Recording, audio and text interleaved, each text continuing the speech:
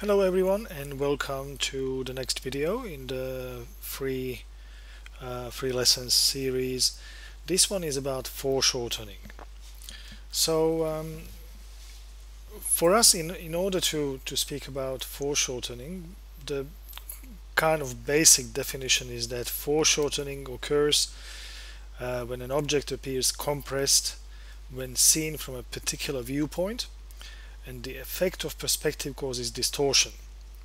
Um, the foreshortening is really effective because it gives the impression of three-dimensional volume and creates tension in the picture. What really happens with foreshortening is with the human figure, is we need to know, and this obviously ties in with the basic three rules that ad nauseum we're talking about, as well as using the basic geometric shapes to simplify the complex structures. So the foreshortening in figure drawing really ties into knowing what you're drawing, what it looks like, and then being able to simplify it. So nothing new, absolutely nothing new. But what I will do in this video is demonstrate the concept. So what I'm going to do is I'm going to do a little bit of a drawing of the leg. Now this is going to be, let me just do a bit of a proportion here. It's going to be a fairly quick sketch, so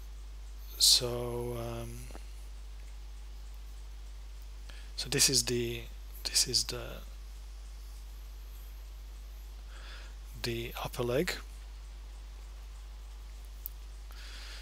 and this is roughly the bone. Now you might notice that even with this kind of drawing, I'm doing the same thing. I'm simplifying these shapes into simple geometric shapes. This one here is a cylinder, there's a ball, then this is more like a kind of a cube kind of a thing, and then there's a cylinder here for the shaft of the bone, and then below here a similar kind of a shape.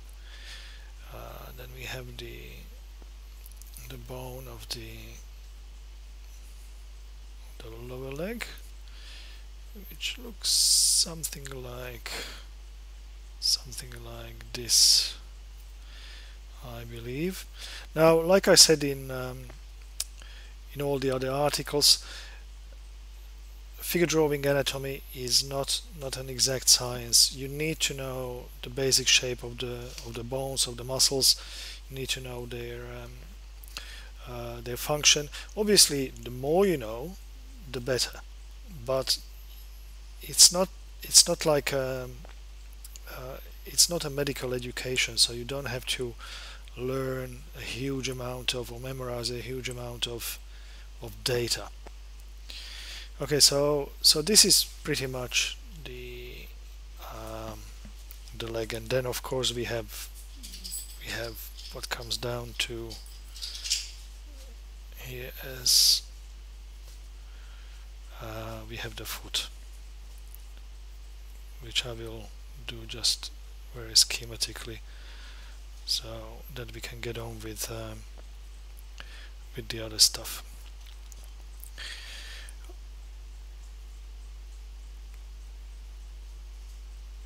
Okay, so I'm going to change the color here so that we can draw in, or maybe I should do it. No, that's alright. Red will be just fine. Before I do that though, I'm just going to draw in a basic outline so that we know what we're doing here. And then on the inside it looks something like this. and then down below here another curve there. Yeah, more or less, approximately. Now I'm going to switch color to put in some muscles. So I know that there's a muscle called sartorius that runs all the way from the pelvis there. By the way, it's the longest muscle in the body,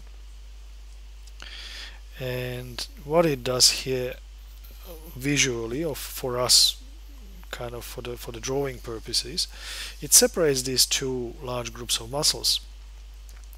There's a group here called adductor group, which consists of several smaller muscles, but in figure drawing, if a muscle or group of muscles perform the same function, we kind of we just group them together. Obviously, in a particular pose, they would separate, and you would indicate division between them. But in general kind of understanding, they are a group. So we have somewhere here a gluteus medius, which comes into the great trochanter of the thigh bone, and then kind of in front of it, more or less, is the tensor fasciae latae that comes down on the outside here, creates a bulge, maybe a little bit larger than that, somewhere there.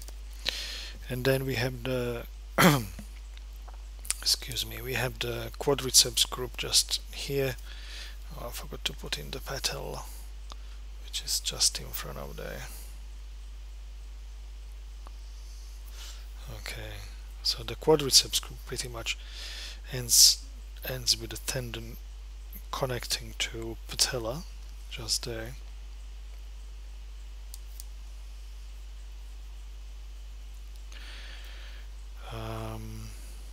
Something like that. What else is there? We have this bit here is filled with vastus medialis, and then on the other side we have the vastus lateralis.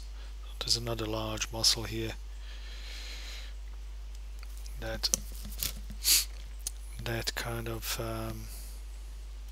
fills that space here. Then below we have the tibialis anterior, somewhere about there, which goes below the foot there.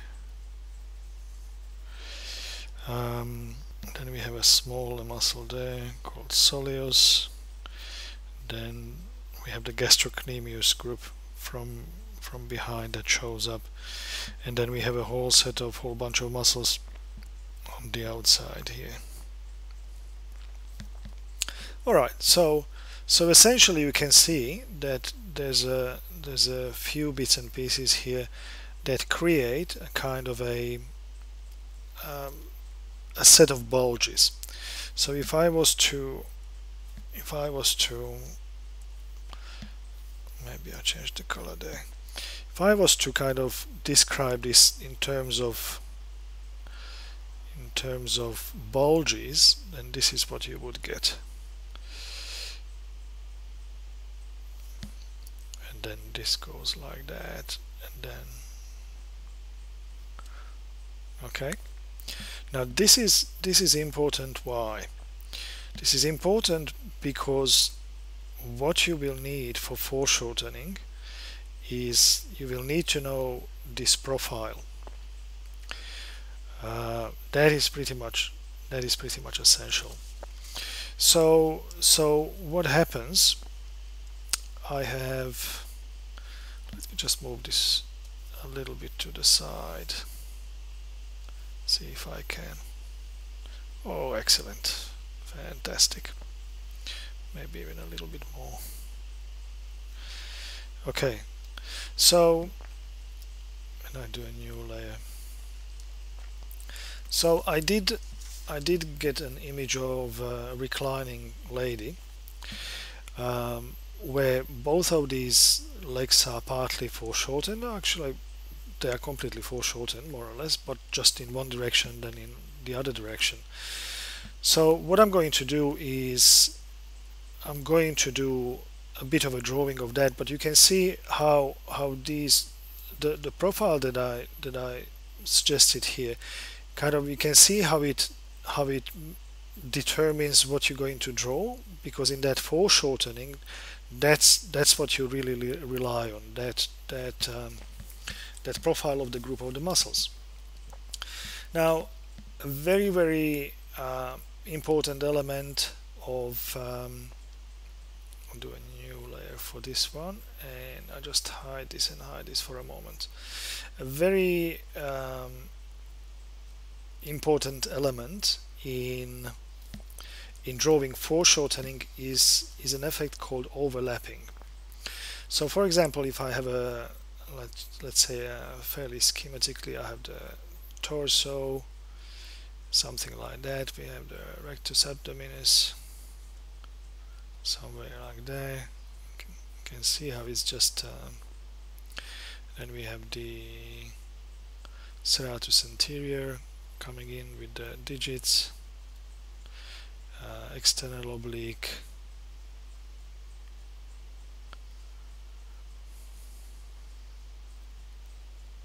okay, so there's a bit of a torso, very schematically.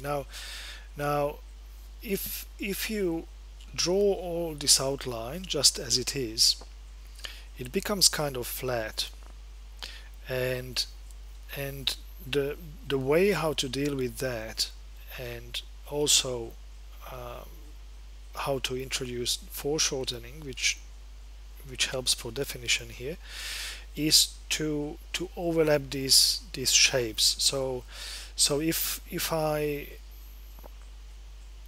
draw that again and just do this little bit of foreshortening, or sorry, of overlapping, you see how it's already defining that this muscle kind of comes a little bit forward, and then from behind that this other one comes, and this is just for the external oblique here. And then from behind that comes the gluteus medius. So you can see how this just gives it depth, and that will be a very good tool to use in foreshortening. So it's the same torso. If I was to lie it down, let's say that's the rib cage, and I was drawing in so there's the pectoralis major that goes to the other side, and then when you have all these other muscles, they kind of overlap. One is behind the other, and that's a very powerful tool of expression, how to contribute to the fact that these things are that this torso is lying down. See, hit there where I end there and bring this one forward, and then the next shape that is in front of it, in terms of space going that way, this bit here is in front of that. So again, it's overlapping, and you can see how it creates a very nice effect of the spatial understanding what's in front of the other thing. So if I was to do well, let's get back to that leg. So turn on that model, turn on the quick sketch of the muscles, and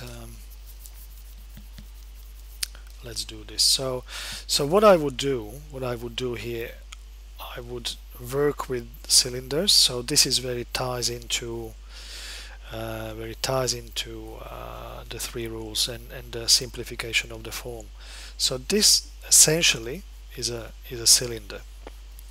Now within that cylinder, what I would do is introduce the overlapping based on the knowledge that I have from over there. And you can see how these muscles overlap, and then this comes down, and there's another muscle that overlaps it, and then there's another one there. Then the knee kind of comes in the front of all of that, and then somewhere from behind it comes this bit here. And because it comes from behind it, it's clear that this is in front of it, the knee is in front of it. Again, the description of this mass is a cylinder. And again, there's an overlapping here. You can see how this bit here is in front of that bit, and that creates the bottom of the lower leg. Now if I was to stop there, I could just to enforce the orientation of the cylinder, which the cylinder I just did is like that. Okay, and everybody understands that you're looking at the top of it here. That's the top of the cylinder, so it's going down that way, and this top is tilted towards us, right? So just to enhance that, I could draw a little line there, kind of just to reinforce. And now again, this condyle of the bone is behind this other shape, and so on and so on. So the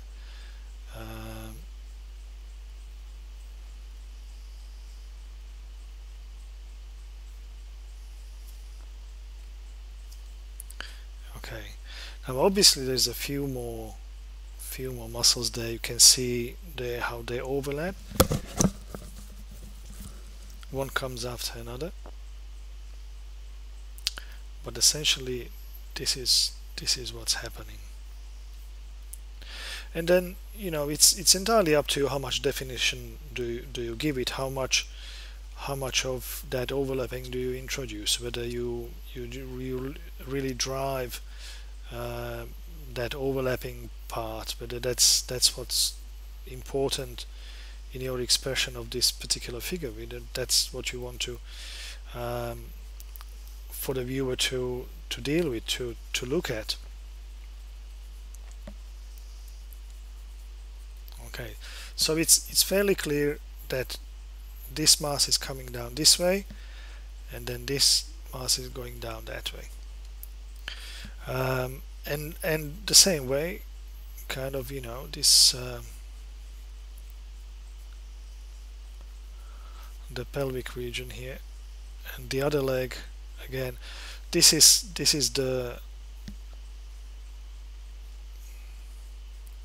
why you need to know the shape of what you're drawing. In this case, you know, the anatomy of the leg, to be able to judge the profile of what is the undulation of that mass. And again, here you can see how I'm drawing these circles which are stuck one behind the other, and it is really just my own kind of help to create the proper overlapping. So this is where this muscle, the sartorius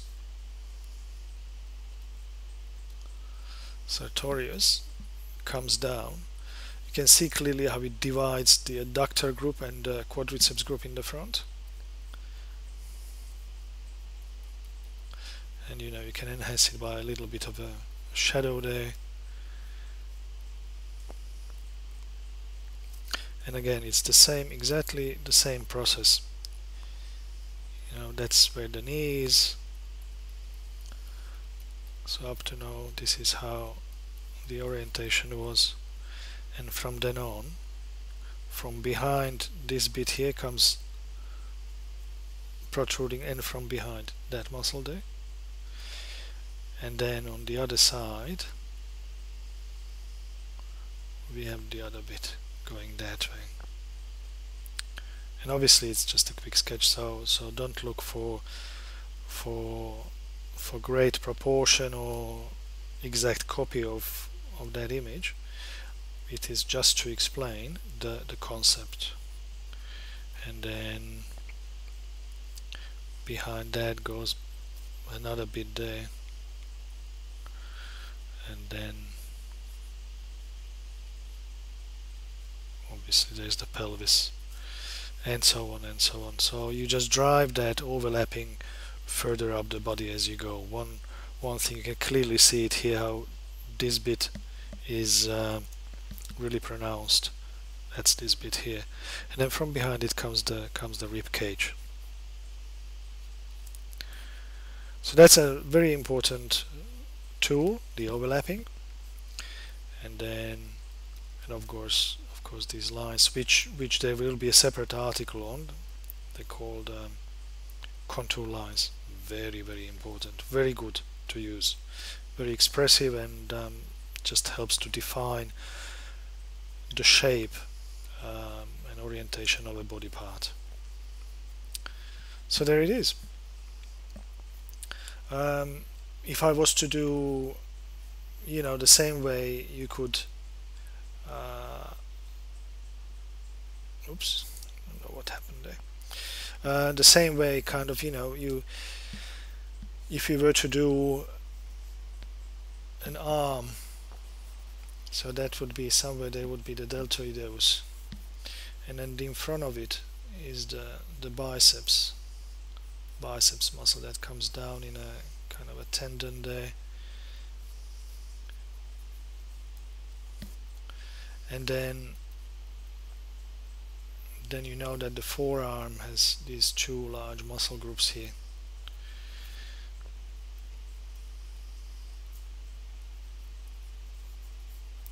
And it ends in a kind of a, you may have seen this quite frequently, in a kind of almost like a block-like shape.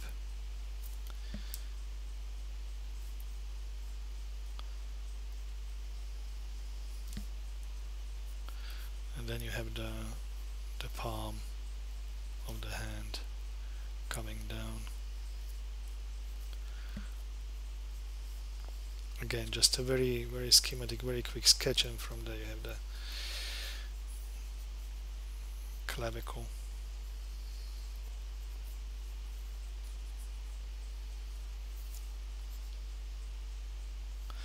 And the amount of this overlapping will determine to a large extent how large is the foreshortening that you're doing.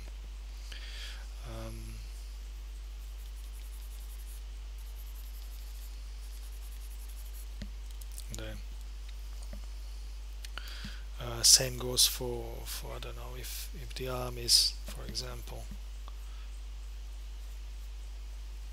something like that.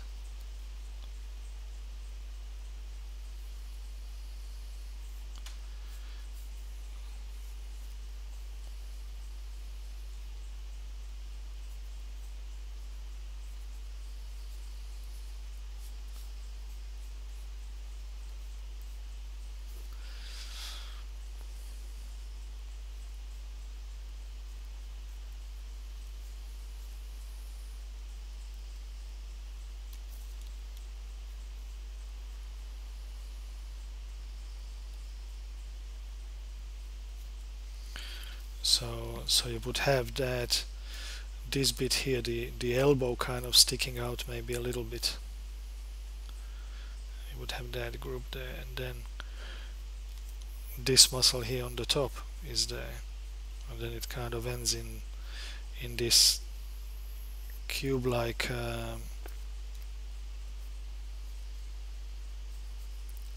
shape. And then this bit here is right behind it. That's the triceps there. The biceps in front of it, and the deltoideus, its fibers being inserted just there.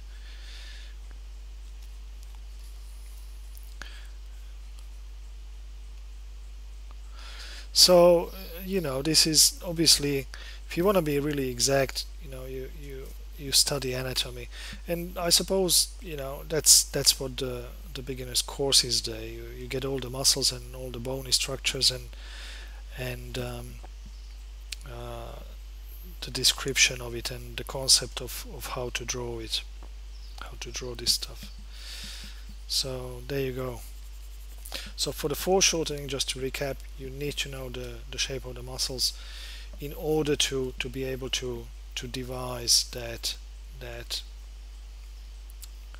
um, profile of what is happening there. And for this, that's what we're also doing in I'm showing you the shapes in the a drawing a day um, series, so you get used to it, so you can kind of think about these things when you draw the body. um, Very, very important element is the overlapping of shapes. So so it allows you to show what is in front of the other thing. So if you were to do a ball, another ball behind it, it's absolutely clear which one is in front, and that is and the same thing would be absolutely clear if I did it only like that. You don't have to draw it completely, just this overlapping makes it clear that this shape is behind this one. The same thing kind of applies. This just reminded me, the the classic example of a finger pointing directly at you.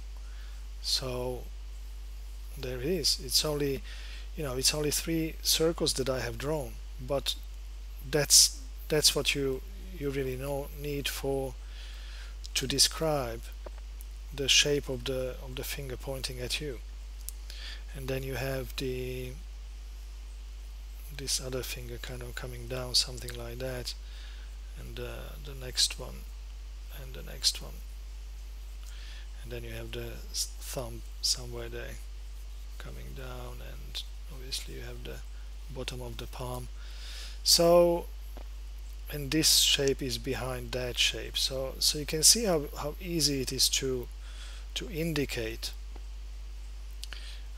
what's in front of what, and what's the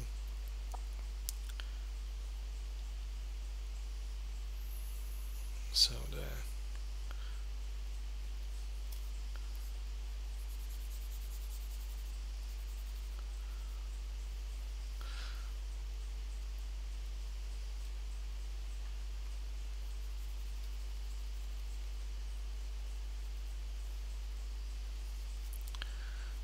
And there's the arm behind it.